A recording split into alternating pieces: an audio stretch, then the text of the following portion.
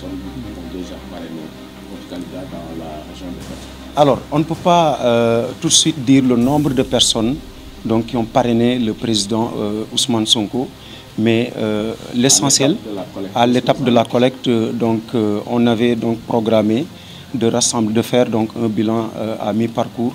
Mais pour le moment, nos équipes sont sur le terrain. Elles n'ont pas encore rassemblé le nombre donc, de parrains. Bon, mais écoutez-moi aussi, on ne peut pas dire aujourd'hui le nombre de nos parrains dans le département de Fatick. On ne peut pas le dire. C'est tenu secret. Donc là, vous attendez tout simplement le bilan donc, au niveau national. Mais pour le moment, en tout cas, notre objectif dans le département, c'est d'atteindre les 5000 parrains dans le département de Fatick. Et nous y travaillons. Et je sais qu'on pourra dépasser les 5000 parrains même. Parce que nos équipes donc, travaillent corps et âme donc, pour récolter le maximum de parrains possible. Et raisonnablement je dirais. Donc, contrairement à ce que fait le parti au pouvoir sur le terrain.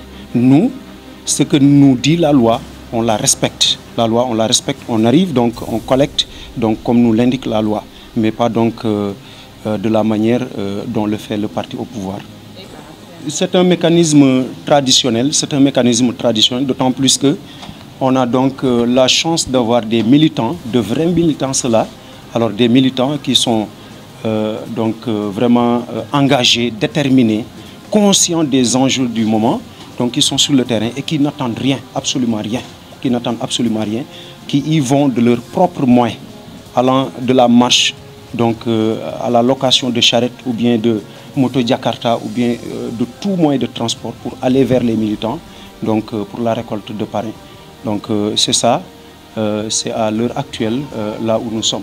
Pour continuer sur la même lancée que mon frère Boucar Diouf, dit son coordinateur régional, expliquer un peu ces discours, ces difficultés que nous avons par rapport au parrainage. Ces difficultés, c'est achat de conscience, c'est corruption, c'est saisine même de cartes.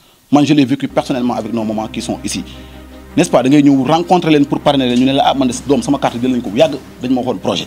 Donc, nous avons sa quarantaine. C'est un problème. Alors, problème bobu yëpp li ko andi mooy lan mooy que vraiment politiciens yi nekk Fatick ak président Macky Sall si boppam xooluñu xamuñ potentialité région bi pour mën a satisfaire loolu parce que bu ñu ko xooloon tey jii loolu du nekk problème. ma jox leen benn exemple tey jii xorom bi nekk Fatick xorom mais ça fait buzz au niveau international xorom c'est de l'or blanc tey jii suñu maman yi nga xamante ne chaque jour ñoo ngi nekk ci suufu soleil bi di góorgóorlu ak des moyens rudimentaires pour am ay téeméer ñaar téeméer yu ñu yóbbu seen kër gi. Mais xorom bi tey jii premier programme parti au pouvoir dafa waroon nekk valoriser xorom bi jox ko cër ba nga xamante ne fu siy yëngu di nga ci mën a am loo dundal sa jaboot financer même say éducation doom ak seen santé.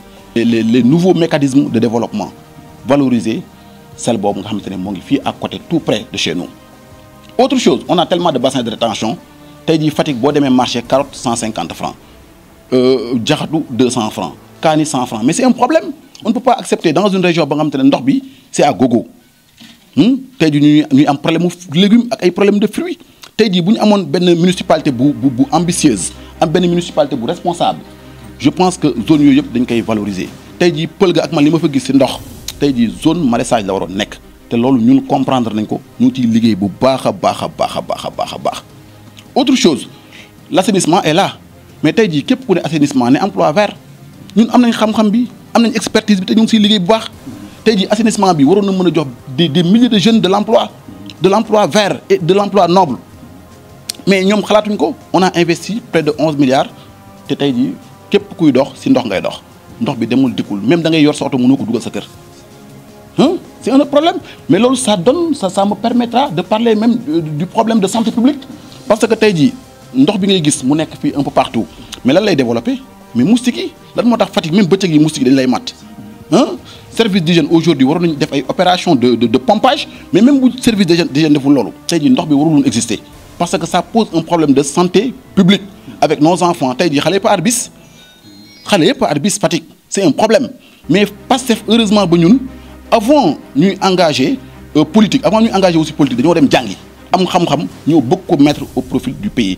d'ailleurs pour vous informer encore davantage demain la ñuy lancer suñu livre les solutions pour Sénégal donc solution yëpp li muy wax nii si la bokk moom mooy que tey jii on a des programmes tellement ambitieux sur le domaine de l'assainissement, sur le domaine de l'agriculture, sur le domaine de l'élevage.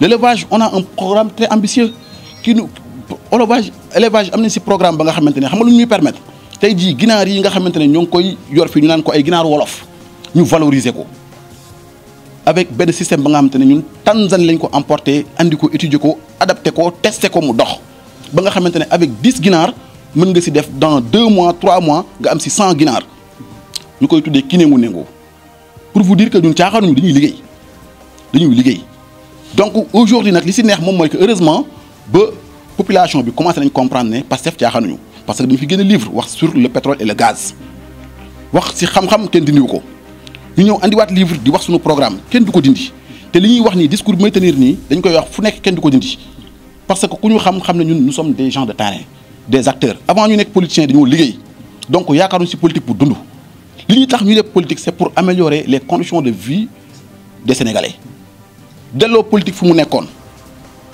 moom mooy que rendre service à la cité donc si loolu lañ nekk tey jii te dans beaucoup de domaine bu ngeen bëgg tey jii mën na leen wax li ci Pastef nekk di liggéey actuellement malgré nos maigres moyens sax ñu ngi ciy jéem a def ay efforts ay militants di engagé wu di construire ay cases de santé di joxe ay plateau médical di récompenser ay élèves donc loolu tey jii boo xoolee fi ñu ko daan xaar moom mooy que souvent si ñu yor pouvoir mais ñu yoraguñ nguur mais ñoo ngi jéem a def lu ñu mën ce qui veut dire que bu ñu yoree nguur dañuy dem Sénégal day jëm kanam te ñoo ngi ci bu baax parce que lu ñu gëm mooy suñu vision mooy suñu sacerdoce mooy le don de soi pour la patrie ñun loolu la ñu gëm.